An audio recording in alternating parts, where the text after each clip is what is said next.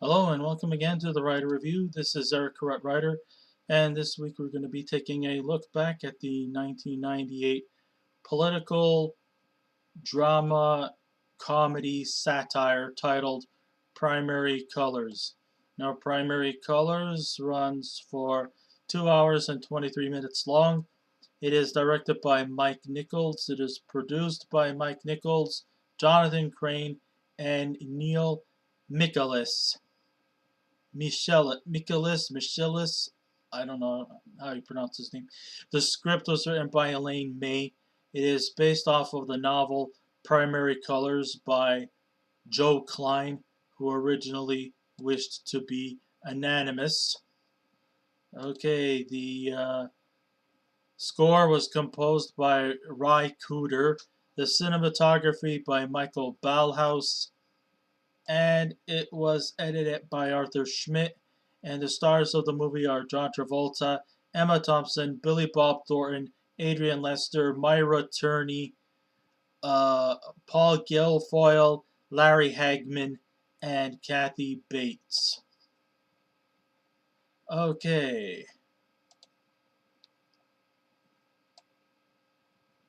So we get the first glance of John Travolta becoming more like uh, Bill Clinton by his fake claims that he's for the people. But then when you think about it, all the presidents feel that way, don't they?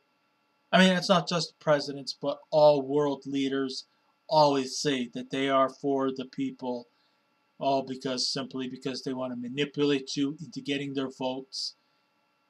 Even though we all know that they're not really actually for you, they're for anything that appeases to their own personal agendas. I mean, it does tend to be quite suspicious in that account. And we all see that, he kind of branches the physicality of Bill Clinton in terms of the gray wig, the southern accent, the soft spoken drawl that, that Bill Clinton was famous for, his consumption of fast food. Well, with the exception, Bill Clinton used to enjoy his Big Macs. While in this case, Jack Stanton, who is, of course, pretty much a take on Bill Clinton, well, he seems to consume on Krispy Kreme donuts. And he also seems to know how to play the political chess game by looking concerningly into the eyes of the public spectrum, like he wants us to believe he's on our side so that we can get the vote. I mean, we could clearly tell the guy is not all 100% innocent, but then again, he also might even try to convince you that not all world leaders are as innocent as they all seem. They all seem to have hidden agendas, and they also seem to have somewhat damaged reputations. In his case, and pretty much also like Bill Clinton's case, it comes under the scrutiny and the allegations of him being involved in scandalous affairs like committing acts of promiscuity while still remaining a married man. But it could be all just through matter of public opinion as to whether or not we should just ease off on him, or if some immediate action needs to be taken into effect. We all know about Bill Clinton's story and his reputation, his somewhat salty reputation of him being involved in several affairs with many, many women in his lifetime during his political career when he was governor of Alabama. We all know about the Paula Jones situation, the Jennifer Flowers situation, and even possibly being an illegitimate father to a teenage mother. Uh, I mean, there was some accusations of him impregnating a teenage girl. Now, of course, people will probably get the excuse, or maybe he might even say it's not me that gets onto them, it's them who gets onto me type of excuse. But still, you can come up with all the excuses in the world, but in the end, you're a married man. Where's your honesty in that? But then he'll probably say something like, well, my other forefathers before me have done similar acts, and you know what? He's not wrong. I mean, Thomas Jefferson, for example, was a married man, and he also got into promiscuous affairs, especially with black slaves. You know, things like that. I mean, okay, he's not the only one. I mean, there was other accusations from other presidents before him and after him. But the thing of the matter is this was all basically about him and the rocky road that came ahead in his presidential campaign up until when he actually did become president. And we all know that, and I mean, I'm sure that from a non biased political side, I'm sure George Herbert Walker Bush was also, you know, he was not just resting on his laurels too. He was losing his edge of popularity too, which was the reason why he did not serve a second term. And of course, there was also some other competition. A third party member was also being a forerunner for president. Some third party, I think it was the Libertarians, I'm not sure. Forgive my American politics, I'm not always that familiar with it. I'm talking about the one that was led by H. Ross Perot. So, yeah, we do get this whole story based off of the events that led to Bill Clinton and his run for president down pat, even though we had to use some dramatic licensing and some fake names, but we could clearly see it's roughly about that, and the big heavy burden that came with him within that spectrum. Although we get a firm glimpse into the 1992 primary and the events that took place there, especially during Bill Clinton's run, the events that happen in real life definitely take a more favorable turn in the fictional character of Stanton. Prior to the New Hampshire primary, a former Flame reports to a tabloid reveals all the juicy details about their relationship. Fortunately, the tapes were revealed to be superficial and fabricated, which actually sometimes tells what the question is, were any of these allegations really were authentic, or was it just people trying to get their moment of fame by exploiting fabricated bullshit just so that they could bring the popular man down? Some people do tend to do these kind of things. You could be a very popular individual, but then there's always going to be this one token individual who just wants his or her 15 minutes of fame. So they exploit some kind of hackneyed attempt to bring someone down. And then it would have to take a lot of proof or a lot of evidence to make us often question and wonder if any of these allegations are real or just superficial bullshit. So aside from Clinton being satirized by John Travolta, many of the other representatives are also being portrayed by real characters. We have Billy Bob Thornton, who is excellent as Richard Jemmons, who is a take on Clinton's original campaign manager, James Carville. But sadly, Thornton's performance offers very little to the narrative and falls under a pretty bad negative stereotype. Larry Hagman, famous for playing J.R. Ewing on Dallas, he is wonderful as Governor Freddie Picker, who is an homage to the charismatic former California Governor Jerry Brown, the man who almost stopped Clinton in his tracks.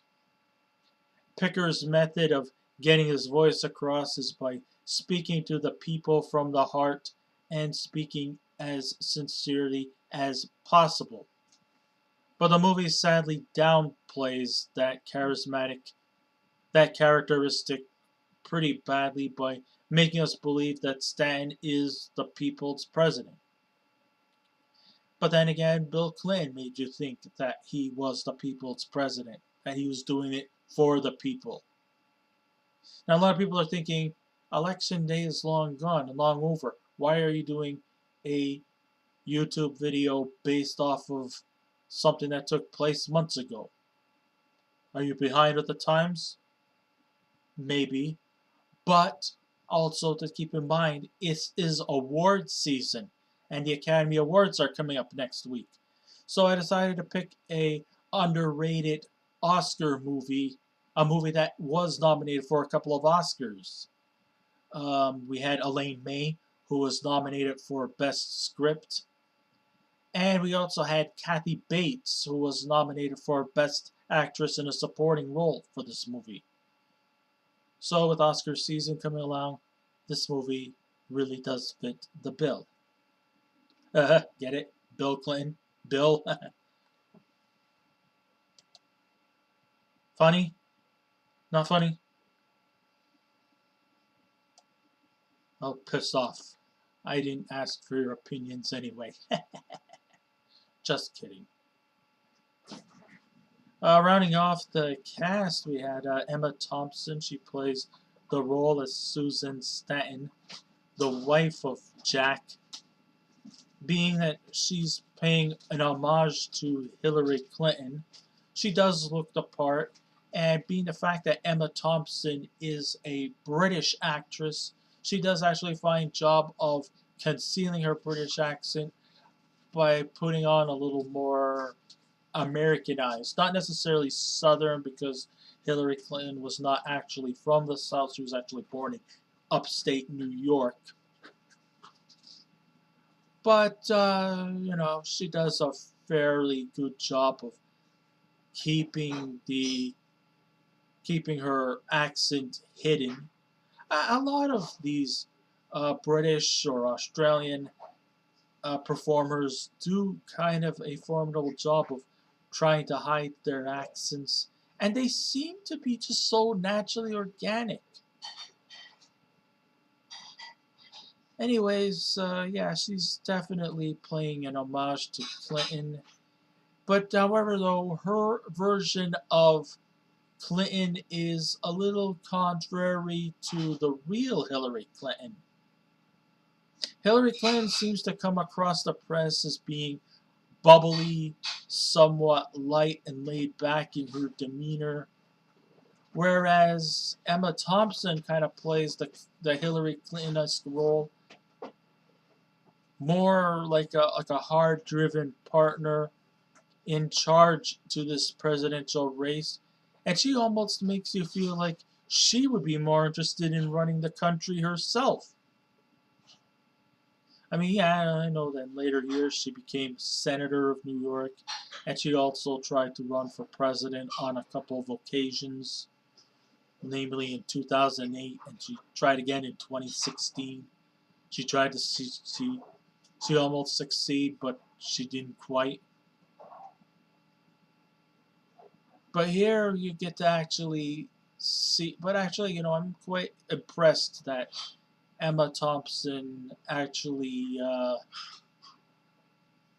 managed to hide her British accent very well. I mean, sure, they could have probably got an American actress to play the part, but no, they went ahead instead. They gave Emma Thompson the opportunity, and she took it to great strides. I mean, we could clearly tell maybe the relationship between Bill and Hillary are not always have been cohesive. It wouldn't surprise me. I mean, knowing of Bill Clinton's somewhat bad reputation with being promiscuous with other women. If you ever looked into his track history, it's really interesting, hypocritical, but provocative, eh? Yeah, sure, it seems unorthodox that Stanton would cry over her husband's unfaithfulness, but they do succeed in making the Stantons a real family.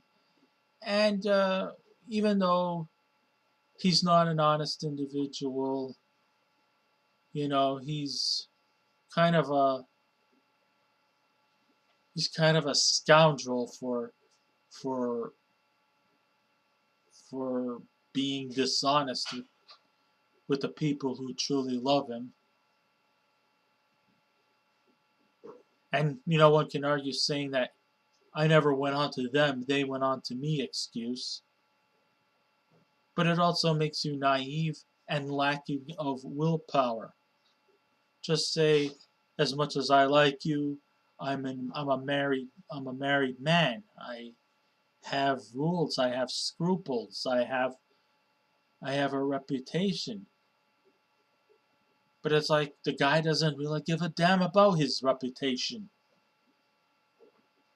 He If he had the willpower, he would have just simply said no. But he didn't. So this really did put a dent to his reputation for being promiscuous. The movie does shed a light on a lot of the events that led to his political campaign. And you kind of get this feeling that a lot of the stuff depicted in this movie seems somewhat real and believable. But if there was a missed opportunity, it comes from Travolta's role becoming borderline self-parody. I mean, in some instances, it feels like a real drama based on the political scandals and the political campaign that led to him becoming president. But sometimes it falls into almost like Saturday Night Live territory, where are we actually seeing a real political campaign taking place, or is this a spoof? And sometimes, he does fall into the category of self-parody. And then this kind of gives the more raw performances coming from Emma Thompson and Kathy Bates as an unhinged public relations specialist into being the ones that are basically taking their roles way too seriously while Travolta is taking his role way too lightly. But the real I in this movie is not necessarily the Jack Stanton character himself. The real I comes from Adrian Lester's character of Henry Burton, who claims to be the son, the grandson, I should say, of a former civil rights activist who was, involved in the civil rights march led by, Dr. Martin Luther King, because he is the grandson of a prominent black leader. This gives Bill Clinton this opportunity to make him rise into the field of politics by becoming kind of almost like a campaign leader in that department. I mean, not just, based off any kind of experience, but because of who he was. It's not about the whole, not what you know, but who you know. And because, a lot of these civil rights activists tended to have a much more liberal leniency. That's because, at the time, President Johnson back in the 60s was really down with the African American community by, putting an end to segregation, giving them opportunity to vote, and making them live and coexist amongst all Americans together. He brought that feeling of unity into it, which is probably the main reason why a lot of African Americans tend to be more democratic lenient. And so, because of who he was pretty much put into a position as an important employee in his campaign. But he also knows of the fact that Stanton is not, an easy, honest, sincere individual. He's manipulative, he's a cheater, and he's also,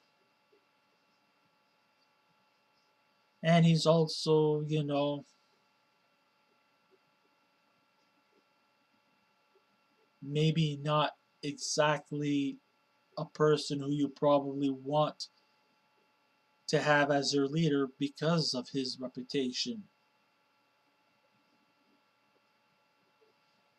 And one of the things I actually was impressed with Adrian Lester is, even though he comes across as sounding American,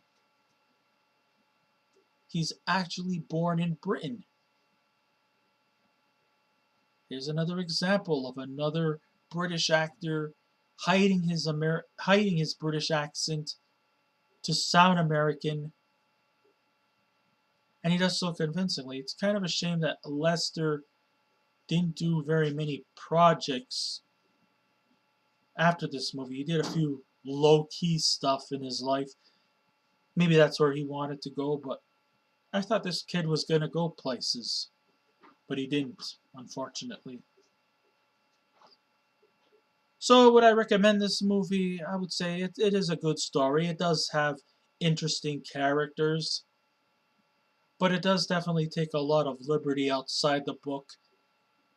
And even though Clinton is clearly a promiscuous creep, they do try to lighten him by making him feel charming, charismatic, and also deeply sympathetic, even though we know he's a cheat and he's a philanderer.